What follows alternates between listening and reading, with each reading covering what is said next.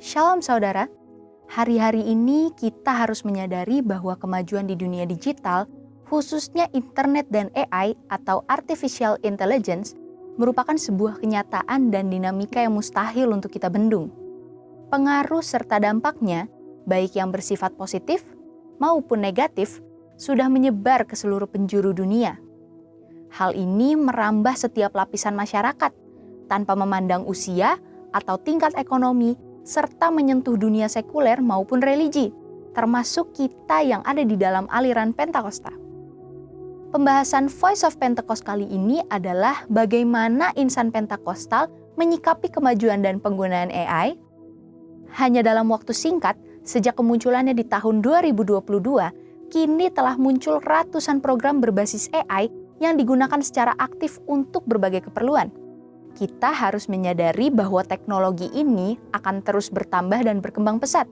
Nyaris tidak ada lagi sisi kehidupan manusia saat ini yang tidak bersentuhan dengan perkembangan AI. Secara positif, AI telah membantu banyak orang dalam meringankan beban pekerjaan, studi, hingga riset. Namun, di sisi lain, kita juga menyaksikan banyak orang yang justru memakai AI untuk menghindari tanggung jawab yang seharusnya dikerjakan sendiri, seperti manipulasi karya ilmiah atau proses wawancara kerja.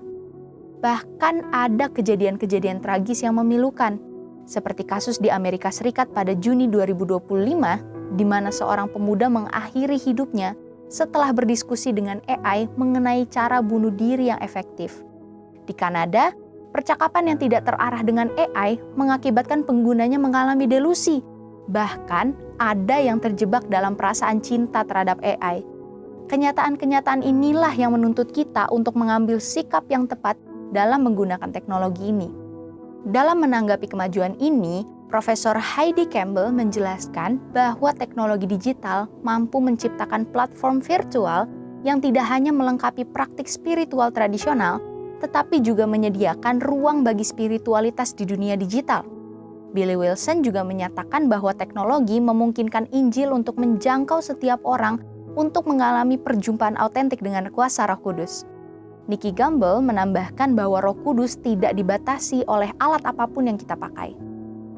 Campbell membagi 3 posisi yang biasanya diambil gereja berdasarkan Wahyu pasal 2-3. Yang pertama, teknofobia. Ini adalah posisi gereja yang menolak teknologi digital karena ketakutan akan dampak negatifnya. Sikap yang menganggap teknologi sebagai musuh yang tidak bisa ditebus justru menutup peluang misi. Padahal, sesuai Yohanes pasal 1 ayat 3, segala sesuatu, termasuk AI, ada di bawah kedaulatan Kristus dan dapat digunakan untuk kemuliaannya. Yang kedua, teknofilia. Ini adalah gereja yang sangat antusias mengadopsi teknologi demi mengejar popularitas.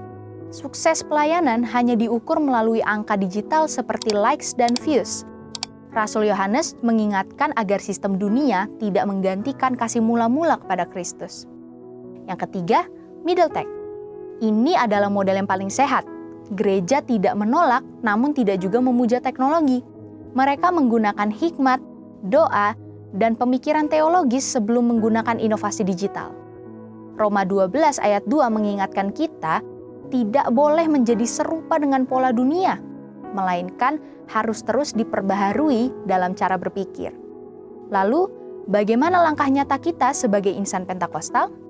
Yang pertama, kita tidak boleh anti terhadap teknologi, namun jangan sampai kita dikendalikan atau bersandar sepenuhnya pada hasil AI. Segala yang baik berasal dari Allah, tetapi bisa menjadi rusak jika disalahgunakan. Kita harus menggunakannya secara benar, etis, dan alkitabiah. Yang kedua, AI tidak boleh menjadi penentu sudut pandang teologi, tata ibadah, atau pola pemuritan kita. AI hanyalah alat pendukung. Otoritas teologis dan pembentukan iman harus tetap dipimpin oleh Roh Kudus dan Alkitab. Yang ketiga, AI sangat membantu pekerjaan, tapi tidak bisa menggantikan peran kita.